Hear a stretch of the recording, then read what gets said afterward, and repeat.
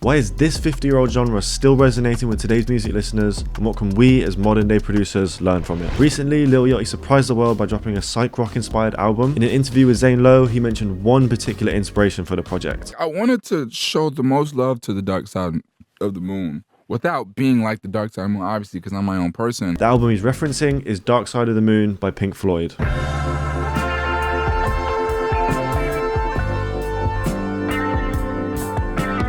Catchy chords that are easy to sing over is one of the main reasons why this style of music is still influential now. So to start our first beat, I used this progression with a vintage synth pad.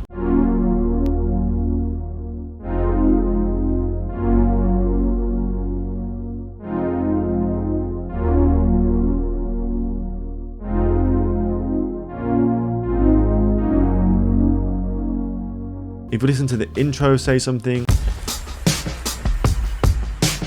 you can hear that the drums have a delay on them, giving them a warped sound. To replicate this, I routed all the drums except the kick to a new mixer channel and added a flanger, reverb, delay, panman and EQ to give it that psychedelic sound. I then brought the level down so it's tucked underneath the original dry drum sounds.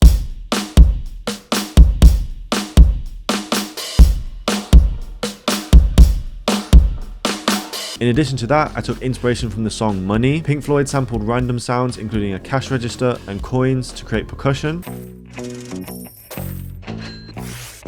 For R&B, I used my voice and stuff around my bedroom. Get creative, you can use anything you can think of.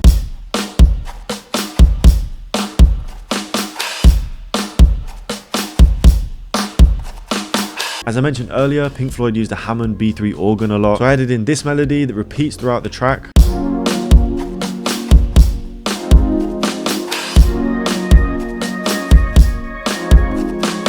And I also layered it with two synth art players, one of which is from the synthy which Pink Floyd famously used.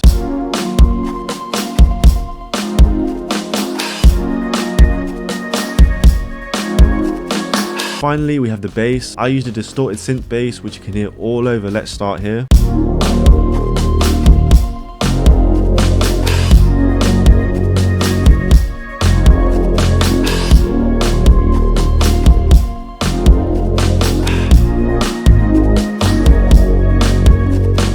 Now, Pink Floyd did use similar sounds in their music. However, on Time, for example, there's what sounds like a heavily overdriven bass guitar,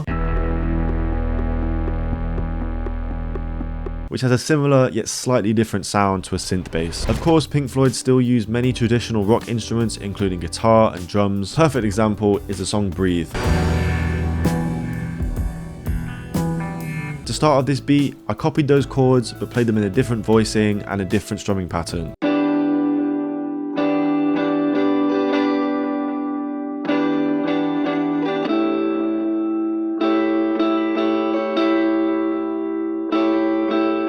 To process it, I added an amp, compressor, EQ and spring reverb. Next we have the drums. Again, we have a very simple drum bounce alongside the bass, which gives it a bit more swing.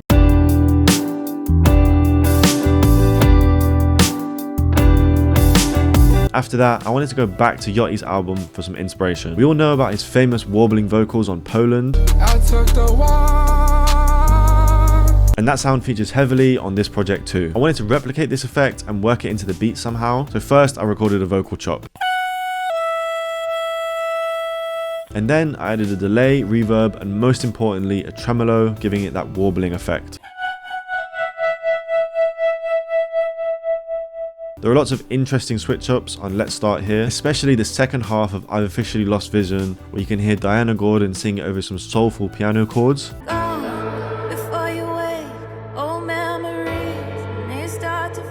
This instantly reminded me of The Great Gig in the Sky, which has a piano playing underneath some soulful female vocals.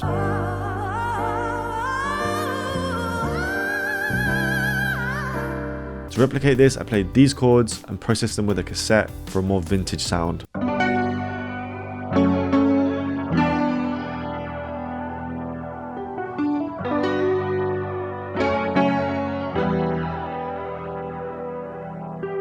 Underneath that, there's a perk loop from my free kit, which is out right now, link in the description. And finally, to top it off, I wanted to add a modern glitchy sound to contrast the vintage piano. So I recorded in some more vocals and processed them with a shaper box to give them a glitchy, percussive sound.